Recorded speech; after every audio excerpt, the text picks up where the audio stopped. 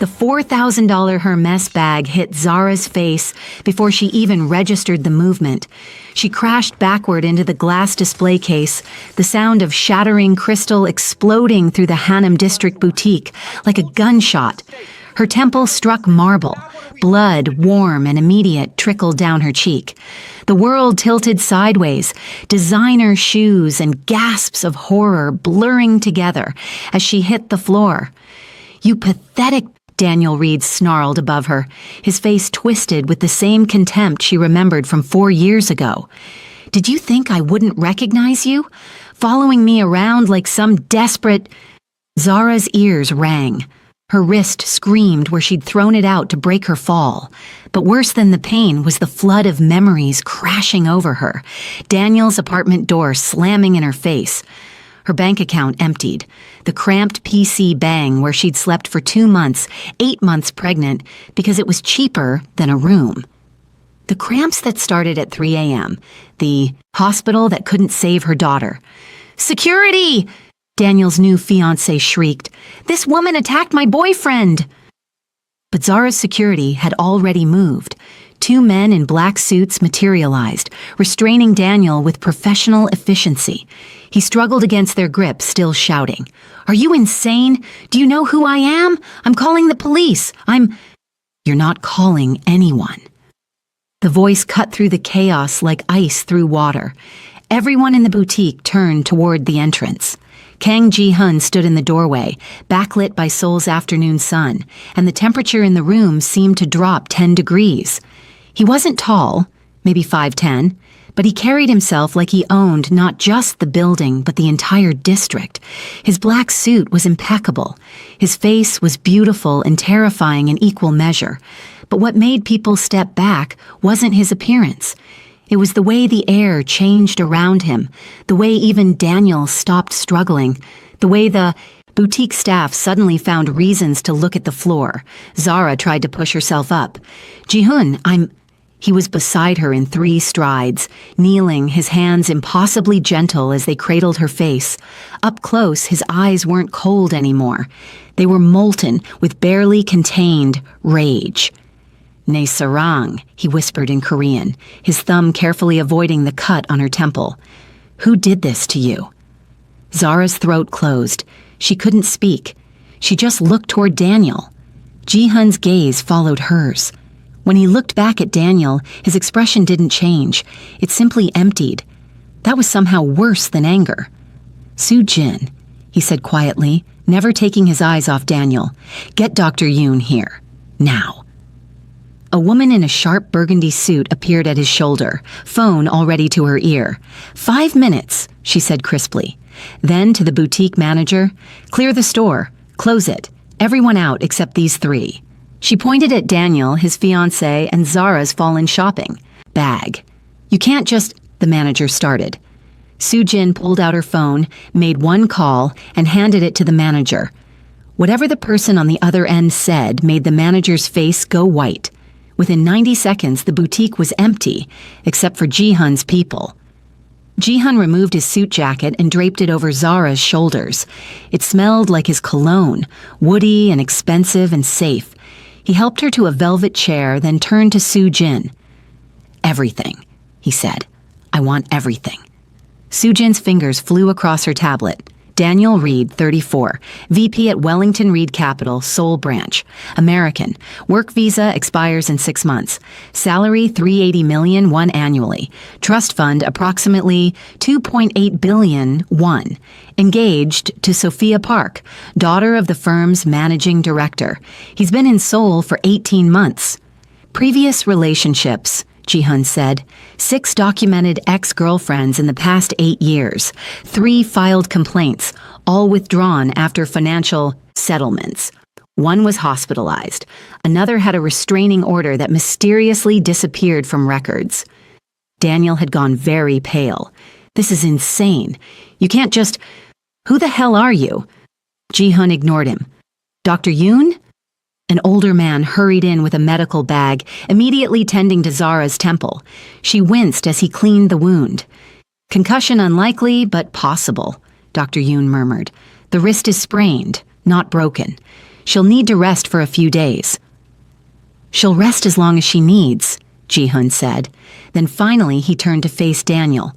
If you're enjoying this story, hit that subscribe button. I promise you've never seen revenge served quite like this. And drop a comment. Have you ever run into someone from your past who didn't recognize how much you'd changed? Daniel tried to pull himself together, straightening his designer tie. Look, I don't know what this girl told you, but she's clearly unstable. She's been stalking me. I'm the victim here. 4 years ago, Ji-hun said, his voice conversational. You met Zara Okafor at the Global Trade Summit in Busan. She was working as a translator. You pursued her for 3 months. She fell in love with you. Daniel's fiancé made a small sound. Daniel shot her a look. That's not... You moved in together after 6 months. She paid for most expenses because you claimed your trust fund was tied up in investments. You convinced her to lend you money, $47,000 total. Then you disappeared. This is ridiculous. She was 8 months pregnant when you left. You took every cent from her account, changed your number, blocked her on everything. She lost her apartment. She lost her job because she was too pregnant to work and couldn't afford childcare for after. She slept in PC bangs and Jim Jill bangs for 2 months. The boutique was silent except for Daniel's fiancé's sharp breathing. She went into premature labor in a convenience store at 3 a.m. Ji-hun continued, and now his voice had gone very soft, very deadly. She took a taxi to the hospital. They tried for 6 hours. Your daughter died because Zara's body was too malnourished, too stressed, too broken to sustain her. No, Daniel said, but it came out as a whisper. His fiancée was crying. Zara felt tears sliding down her own face. Ji-hun had never asked for the full story. She'd given him pieces over 3 years, but she didn't know he'd put it all together, documented it, kept it like evidence. That's her story, Daniel tried. I can't be held responsible for... Her daughter's name was going to be Amara, Ji-hun said. It means grace in Igbo. She would have been 3 years old next month. Daniel's face had gone from pale to gray. His fiancée, Sophia, stepped away from him like he was diseased. Daniel, she whispered, tell me this isn't true. Baby, listen, I can explain. Did you have a child with another woman? It wasn't like that. She was just some girl I dated, and she got pregnant to trap me, so I... The slap echoed through the empty boutique. Sophia's hand left a red mark across Daniel's cheek. You abandoned a pregnant woman, Sophia said, her voice shaking. You stole from her. You let your child die. Our child died because she was too stupid to take care of herself, Daniel exploded, and the mask finally cracked completely. I gave her money. It's not my fault she couldn't manage it. I had a future to think about, a career. I wasn't going to let some African girl I barely knew ruin my life. The silence that followed was absolute. Zara felt Ji-hun's hand on her shoulder tighten. When she looked up at him, she saw something in his eyes she'd only seen once before, the night she'd told him about losing Amara, and he'd held her while she cried for 4 hours straight. Sujin, Ji-hun said, make the calls. Sujin smiled. It wasn't a nice smile. With pleasure. She stepped away, phone to her ear, speaking rapid Korean. Daniel tried to lunge forward. Wait, what calls? What are you doing? Ji-hun finally moved toward Daniel. He didn't rush. Each step was measured, purposeful. Daniel's security guards, Zara's security guards, kept him pinned in place. Do you know who I am? Ji-hun asked. Some rich asshole she's probably screwing for money, Daniel spat. She always was good at finding men to use. Ji-hun moved so fast Zara almost missed it. One moment he was 3 feet away. The next his hand was around Daniel's throat, lifting him onto his toes against the wall. The guard stepped back. My name is Kang Ji-hun, he said, his voice barely above a whisper. 10 years ago my father controlled 40% of Seoul's underground economy. When he died, I took over. Expanded. Now it's 60%. Politicians, police, corporations, they all come to me when they need things done quietly, when they need problems to disappear. Daniel's face was turning purple. He clawed at Ji-hun's wrist. "Zara Okafor is my wife," Ji-hun continued. "She's been my wife for 2 years. Before that, she worked as my personal translator. I fell in love with her because she's brilliant, resilient, and kind despite everything people like you did to her. She didn't tell me about you because she wanted to move forward, not backward." He released Daniel, who collapsed, gasping. "But you couldn't let her move forward, could you? You saw her today looking happy and successful, and it enraged you. Because in your mind, she was supposed to stay broken, stay beneath you. Daniel couldn't form words. Soo-jin returned. "Calls made. All of them." "Report," Ji-hun said, not looking, away from Daniel. "Wellington Reed Capital has received an anonymous tip about embezzlement traced to Mr. Reed's accounts. The evidence is circumstantial but damaging enough to trigger an internal investigation. They're required by law to report it." Daniel's phone started buzzing. He looked at it. No. "Miss Sophia Park has received a comprehensive dossier on Mr. Reed's romantic history," Soo-jin continued, "including photos, testimony from previous partners, medical records from the hospitalized girlfriend, and bank transfers showing the hush money payments." Sophia's phone buzzed. She looked at it, then at Daniel with pure disgust. "You monster!" "The immigration office has received information about visa irregularities," Soo-jin said. "Specifically, Mr. Reed listed his employment as cultural consultant rather than investment banker to avoid certain tax obligations. They've flagged his file for review." That's not illegal," Daniel shouted. "It is when combined with failure to report foreign income," Soo-jin said pleasantly, "which you didn't because you were still drawing from your U.S. trust fund without declaring it to Korean tax authorities." Daniel's phone was exploding now, call after call, text after text. "And finally," Soo-jin said, "Mr. and Mrs. Reed, Daniel's parents, have received a detailed letter explaining their son's actions 4 years ago, including the death of their granddaughter. I believe his mother is calling now." Daniel looked at his phone. Mom flashed on the screen. His hand was shaking so badly he could barely hold it. Ji-hun crouched down to Daniel's level. "Answer it." "Please," Daniel whispered. "I'll pay her back. I'll pay everything back. Just stop." "Answer it," Daniel answered. His mother's voice was loud enough for everyone to hear. "Daniel Christopher Reed, you tell me right now that this letter is a lie." "Mom, I can explain. Did you get a girl pregnant and abandon her? It wasn't like that. Did you have a daughter who died?" Silence. Daniel's face crumpled. "Oh my God," his mother said. "Oh my God, Daniel, what have you done?" The call ended. Daniel sat there, phone in hand, as his entire world collapsed via notifications. His job, his engagement, his visa status, his family, everything disappearing in real time. Zara watched it happen and felt nothing. No satisfaction, no vindication, just a vast, echoing emptiness where years of pain had lived. Ji-hun stood and returned to her side.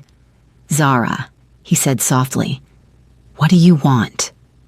She looked at Daniel.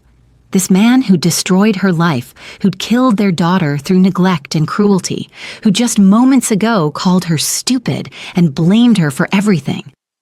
"I want him to know what it feels like," she said. Her voice was steady. "To lose everything. To be completely alone. To wake up every day knowing that he did this to himself." Ji-hun nodded. He turned back to Daniel. "You have 48 hours to leave Korea," he said. "If you're still here after that, you won't leave at all. If you ever speak about my wife, if you ever try to contact her, if you even think her name too loudly, I will know, and I will find you." "You can't do this," Daniel said, but there was no strength left in his voice. This is illegal. I'll go to the police." "Go ahead," Ji-hun said. "Commissioner Park is a good friend of mine. We play golf every Thursday." He helped Zara to her feet, supporting her weight as her knees threatened to give out. "Come on," he murmured. "Let's go home." As they walked toward the exit, Sophia Park stepped forward. "Mrs. Kang," she said. Zara turned. I'm sorry, Sophia said simply. I'm so sorry for what he did to you. And thank you for saving me from making the biggest mistake of my life. Zara managed a small nod, then Ji-hun guided her out into the Seoul afternoon, leaving Daniel Reed sitting in the ruins of his own making. The car ride home was silent except for the soft hum of the engine and the city sounds filtering through bulletproof glass. Zara sat in the back of the Genesis GV80, Ji-hun's arm around her shoulders, her head resting against his chest. She could hear his heartbeat, steady, strong, alive. Her hands wouldn't stop shaking. Breathe, Ji-hun murmured against her hair. Just breathe, Naesarang. But she couldn't. 4 years of carefully constructed walls were crumbling, and behind them was everything she'd buried. The hunger, the fear, the night she'd woken up in a pool of blood, the sound the nurse made when the heartbeat stopped, the way they'd asked her if she wanted to hold Amara's tiny body, and she'd said no, because if she held her daughter, she'd never let go.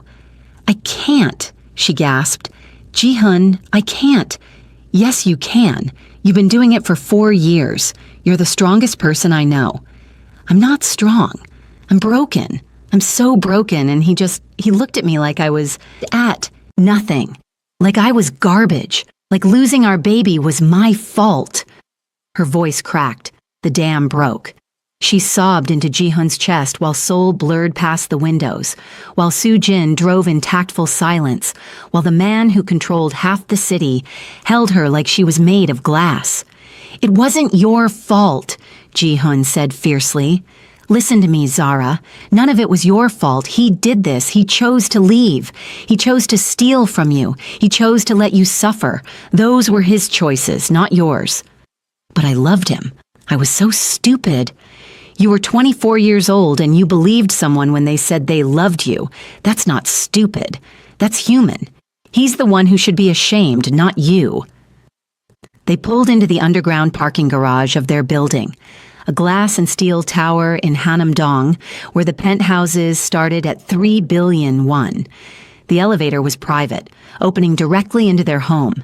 Ji-hun carried her inside despite her protests. Their apartment was all floor-to-ceiling windows overlooking the Han River, minimalist furniture, and carefully chosen art, a blend of Korean and Nigerian pieces that Zara had collected. It should have felt like a sanctuary. Instead, it felt like a museum of a life she didn't deserve. Stop, Ji-hun said, setting her down on their cream sofa. He knelt in front of her, hands on her knees. I can see you doing it. Stop thinking you don't belong here. Stop thinking you don't deserve this. How did you know? Because I know you. Because I've watched you sabotage your own happiness for 3 years, waiting for the other shoe to drop. Because you still flinch when I spend money on you. Because you apologized to me 17 times on our wedding day. Zara's laugh came out as a sob. I did not. I counted. He reached up, carefully brushing tears from her cheeks. You are my wife. You are the person I chose to build a life with. Not because I felt sorry for you, not because you needed saving, but because you're brilliant and funny and you make me want to be better than I am. You run half of Seoul's criminal network, she pointed out weakly, and you knew that when you married me. You know what I do. You know the choices I've made. His dark eyes searched hers. Do you regret it? Marrying someone like me? Never, she said immediately. Never, Ji-hun. You're the best thing that ever happened to me. Then believe me when I tell you that you deserve everything I can give you, everything we've built together, okay? She nodded, not trusting her voice. Dr. Yoon had followed them up, and now he gave Zara a mild sedative and painkillers for her wrist. Ji-hun thanked him, saw him out, then returned to find Zara still sitting on the sofa, staring at her bandaged wrist. He's going to be fine, isn't he? She said quietly. Daniel. He'll go back to America, get a new job with his family connections, find another woman to destroy. Men like him always land on their feet. Ji-hun sat beside her. No. He won't. How can you be sure? Because I'm not done yet. He pulled out his phone, showed her a series of documents. Daniel's embezzlement? I didn't fabricate evidence. I had my people dig into his actual accounts. He's been skimming from client portfolios for 8 months. Small amounts, hard to notice, but it's real. Zara's eyes widened. He actually stole from people who trusted him with their retirement funds, their children's education money. Sound familiar? Ji-hun's smile was sharp. The investigation will find real crimes. He'll be blacklisted from the entire financial industry. His trust fund will go to legal fees and restitution. His family will cut him off to protect their own reputation. And the visa issues? Also real. He's been evading taxes for 18 months. Korea doesn't play games with that.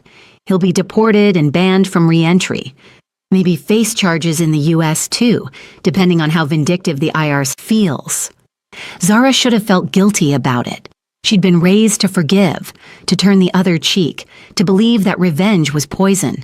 But sitting there with her sprained wrist throbbing and the phantom pain of her lost daughter aching in her chest, she felt only a cold, clear sense of justice. "Good," she said. Ji-hun kissed her forehead. "Rest. I'll make dinner." "You don't have to." "I want to.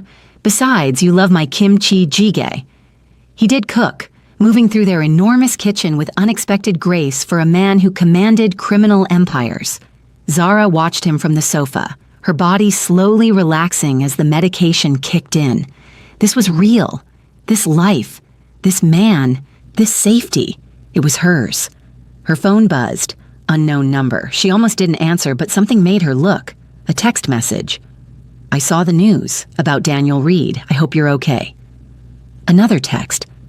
"This is Maya Chen. We dated 5 years ago. He did the same thing to me. Took $30,000 and disappeared. I've never been able to prove it." Then another number. "Jessica Williams here. Daniel Reed stole from me too. Is there any way I can help with the investigation?"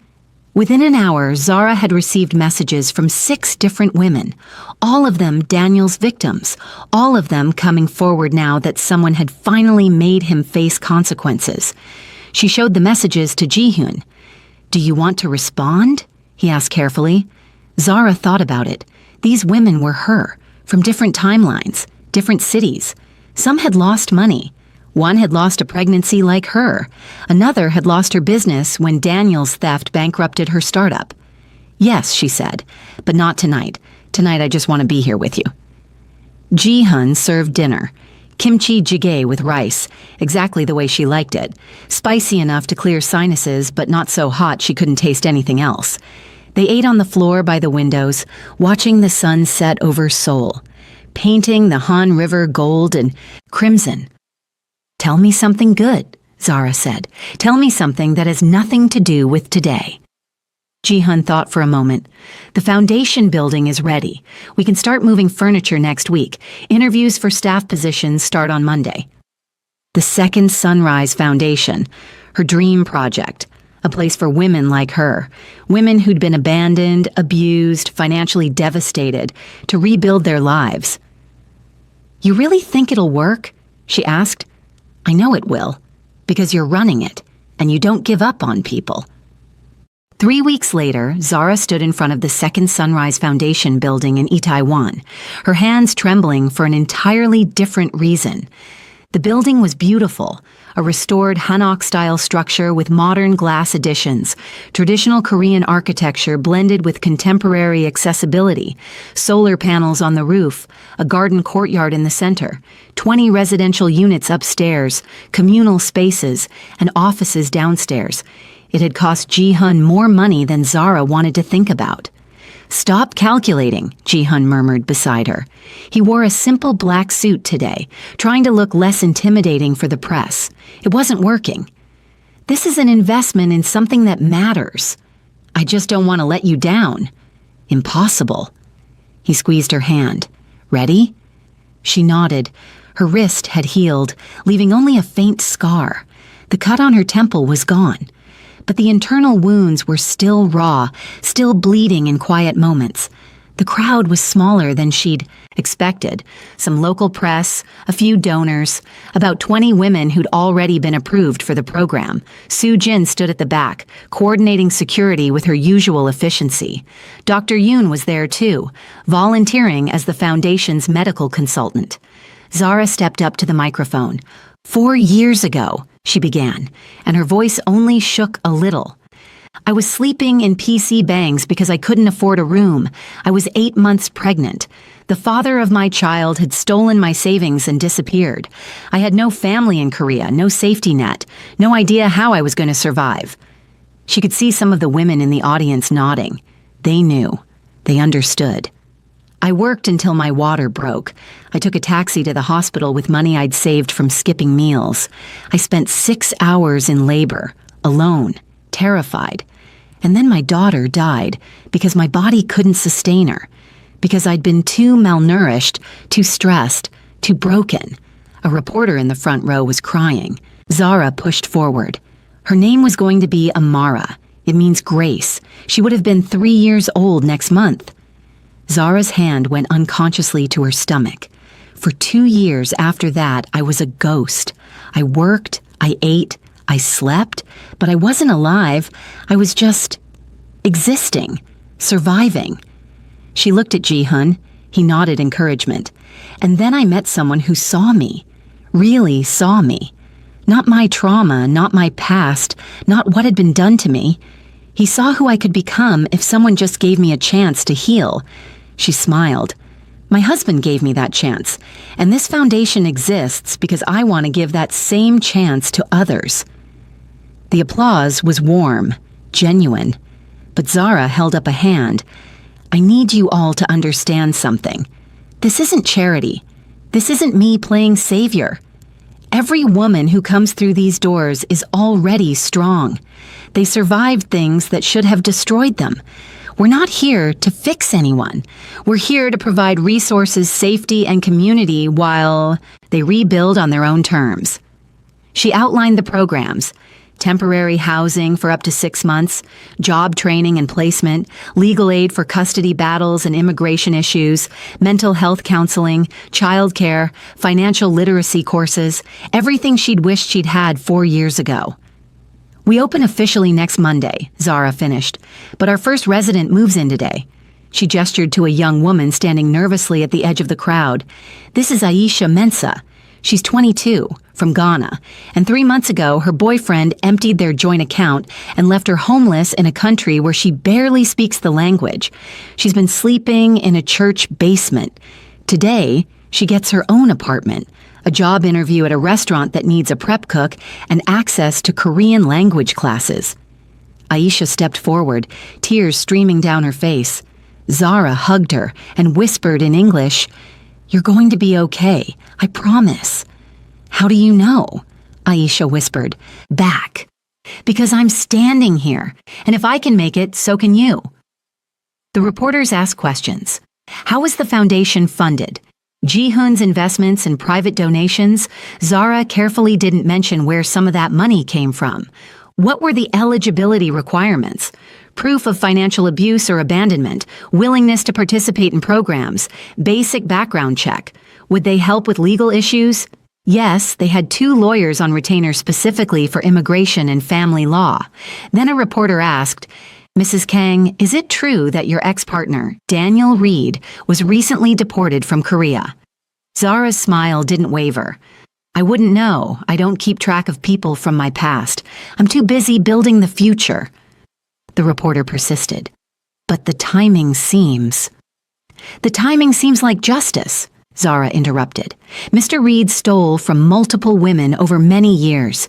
He committed actual crimes: embezzlement, tax fraud, visa violations. Those crimes had consequences. That's not revenge, that's accountability." Ji-hun stepped forward smoothly. "My wife has been incredibly gracious in not pursuing civil charges against Mr. Reed for the assault 3 weeks ago. We believe his deportation and professional ruin are sufficient consequences. Now, if there are no more questions about ancient history, we have a foundation to run." The press conference ended. Zara showed Aisha to her new apartment, small but clean, with a full kitchen, a real bed, a bathroom with hot water. Aisha cried when she saw it. "I thought I'd never have a home again," she said. "You always had one," Zara replied. "You just had to find it." That evening, after the cameras left and the donors went home and the building quieted, Zara and Ji-hyun walked through the empty halls. Their footsteps echoed on polished floors. The setting sun painted everything gold. 20 women applied in the first week, Zara said. "We only have space for 12 residents at a time. How do I choose?" "You take the 12 who need it most urgently. You help them rebuild. Then you take the next 12. It's not about saving everyone at once. It's about saving someone right now." They stopped in the courtyard, where a small garden was beginning to bloom.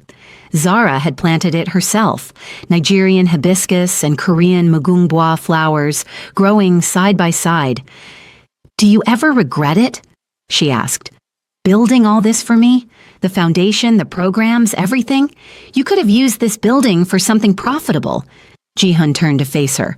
"I've spent 10 years building an empire that most people would call criminal. I've made choices I'm not proud of. I've hurt people who probably deserved it and some who didn't. The money I have? Most of it came from things that would horrify you if you knew the details." He took her hands. "But this, helping women rebuild their lives, this is the first good thing I've done with that money. The first thing that makes me feel like maybe I'm not just my father's son. So no, I don't regret it." Zara kissed him. There in the golden light, surrounded by flowers that symbolized two cultures learning to grow together. Her phone buzzed. She almost ignored it, but the notification caught her eye. An email. The subject line read, "I'm sorry." The sender, Daniel Reed. Her stomach dropped. Ji-hyun saw her face change. "What is it?" She showed him the phone. His expression darkened immediately. "Don't open it," he said. "He's in Los Angeles. He can't touch you, but he can still try to manipulate you." "I know." But her finger hovered over the email. I need to see." Ji-hyun didn't stop her. He just stayed close, a solid presence, while she opened the message. The email was short. "Zara, I saw the news about your foundation. I saw the photos of you at the opening. You look happy, successful, nothing like the girl I remember. I'm not going to make excuses. I was a coward. I was selfish. I saw you were pregnant and I panicked. I took the money because I convinced myself I deserved it more than you did. I left because it was easier than staying. I didn't know about Amara. I swear I didn't know she died. If I had known, I don't know.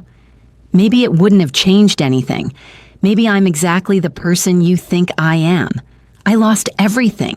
My job, my family, my fiancé, my reputation. I'm working at a call center now. I live in a studio apartment in Koreatown. Every day I see Korean people, and I think about what I did to you in their country. I'm not asking for forgiveness. I don't deserve it. I just wanted you to know that you won. You survived. You built something beautiful from the ashes I left behind, and I'm proud of you for that, even though I have no right to be. I hope you never think of me again." Daniel Zara read it twice. Then she handed the phone to Ji-hyun. He read it, his jaw tightening with each line. "It's manipulation. I'm proud of you. He has no right to those words. He's trying to make you feel sorry for him." "I know," Zara said, and she did. She could see the manipulation in every carefully chosen phrase, every strategic admission. Daniel was playing the redemption card, hoping she'd respond with forgiveness or at least acknowledgement. But what surprised her was that she felt nothing. No anger, no satisfaction, no pain, just a vast, clear emptiness where he used to live in her head. "I'm not going to respond," she said. Ji-hyun looked at her carefully. "Are you sure? If you want closure—" "I don't need closure from him. I have closure. I have this foundation. I have Aisha upstairs, starting her new life. I have 20 more women waiting for their chance. I have you." She took his hand. "Daniel Reed is my past, and I'm done living there." She deleted the email without responding. Then she blocked the address. "That's it?" Jihyun asked. "That's it." Zara smiled, and it felt real, felt light. He doesn't get my words. He doesn't get my forgiveness or my anger or any piece of my emotional energy. He gets nothing, because that's exactly what he gave me when I needed him most. Jihyun pulled her close, and they stood there in the courtyard as the sun finished setting, as Seoul's lights began to sparkle across the city, as somewhere in Los Angeles, Daniel Reed stared at his phone, waiting for a response that would never come. "Come on," Jihyun said eventually. "Let's go home. I'm cooking jollof rice tonight." "You can't make jollof rice. You're Korean." "I can make anything. I watched 17 YouTube videos. Your grandmother would be proud." Zara laughed, a real, full laugh that surprised them both. "My grandmother would have opinions about your technique. Then it's good she's not here to judge me." They drove home through Seoul traffic, and Zara watched the city lights blur past. This city had been the site of her greatest trauma and her greatest healing. She'd arrived here 6 years ago, young and ambitious and full of dreams. She'd been broken here. She'd survived here. She'd fallen in love here. She'd built something meaningful here. Korea had given her everything and taken everything and given it all back transformed. At home, Jihyun did attempt jollof rice. It was terrible. Too much gochugaru, not enough tomatoes, the rice somehow both mushy and crunchy. They ordered pizza instead and ate it on their balcony, watching the Han River reflect the moon. "Tell me about tomorrow," Jihyun said. "Tomorrow we have orientation for 3 new residents. Aisha starts her job. I meet with the legal team about 2 custody cases. The therapist arrives to set up her office. And I have an interview with Korea Times about the foundation. You're going to change lives." "I'm going to try." "No." Jihyun turned to her, serious.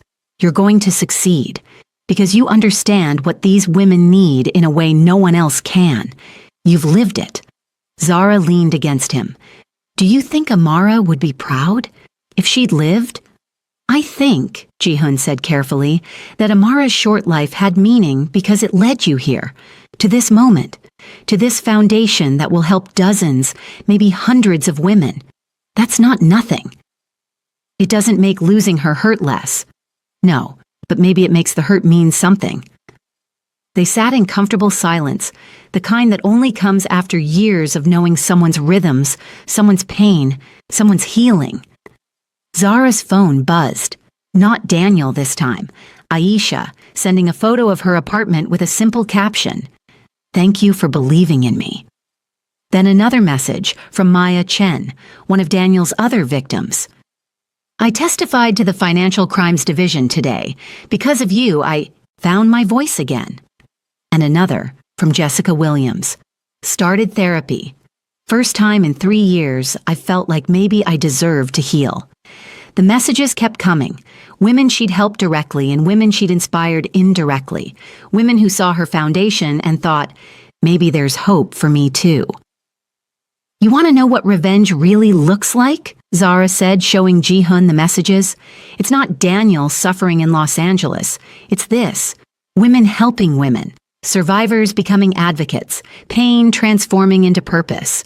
Before you go, I need you to do something for me. Hit that subscribe button because we're just getting started with stories about women who refuse to stay broken. And comment below, what does healing look like to you? Is it revenge? Is it moving forward? Or is it something else entirely? Share this video with someone who needs to hear that their past doesn't define their future. 6 months later, the Second Sunrise Foundation celebrated its first success story. Aisha had saved enough money to move into her own apartment. She had a steady job as a sous chef.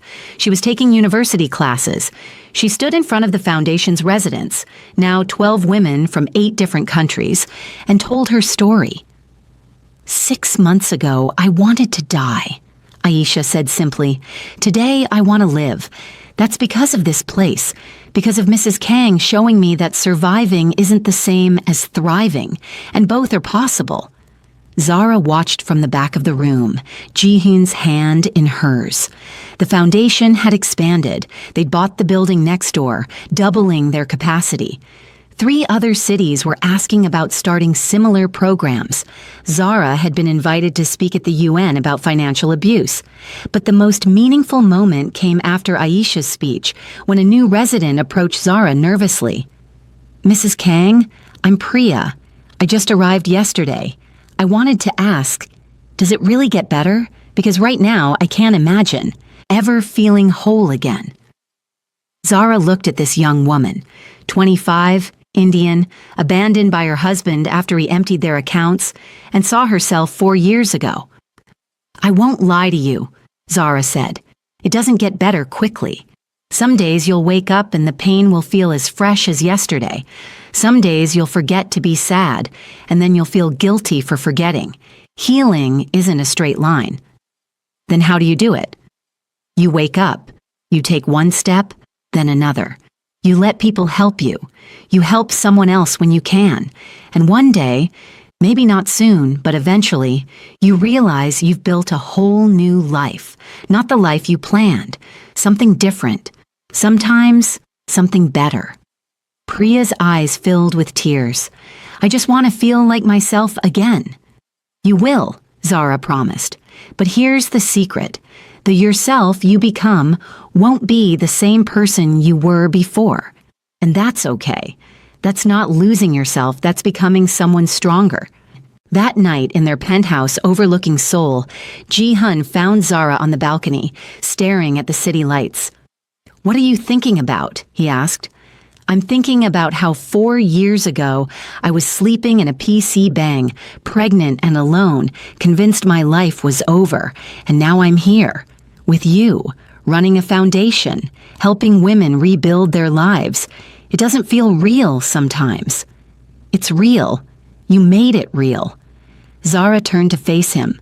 "We made it real. I couldn't have done this without you." "Yes, you could have. You're the most resilient person I've ever met. I just provided resources. You provided the vision, the heart, the everything that matters." "You provided more than resources. You provided safety, protection, love. You saw me when I couldn't see myself." Ji-hun pulled her close. "We saw each other. 2 broken people who decided to be whole together." Somewhere in Los Angeles, Daniel Reed was living his diminished life, working his call center job, sleeping in his studio apartment. He'd sent 3 more emails over 6 months. Zara had deleted all of them unread. He didn't deserve her attention. He didn't deserve her forgiveness. He didn't deserve anything from her except her absence. And that was exactly what he got. Meanwhile, Zara Okafor Kang built her empire of second chances. She helped women find their voices. She provided safety for the vulnerable. She transformed her pain into purpose and her trauma into triumph. The best revenge she'd learned wasn't making your enemies suffer. It was building something so beautiful, so meaningful, so powerful from the ruins they left behind that they became irrelevant to your story. Daniel Reed had tried to destroy her. Instead, he'd forged her into someone unbreakable. And that, Zara thought as she kissed her husband under the Seoul stars, was the sweetest victory of all. "I need to ask you something important. Have you ever transformed your pain into power? Have you watched someone rise from their lowest moment to become unstoppable? Drop your stories in the comments below because your words might be exactly what someone else needs to hear today. And if this story moved you, if Zara's strength inspired you, smash that like button and share this video with someone who needs to remember that their past doesn't get to write their future. Subscribe because we're building a community of survivors and warriors here. And trust me, you don't want to miss what's coming next.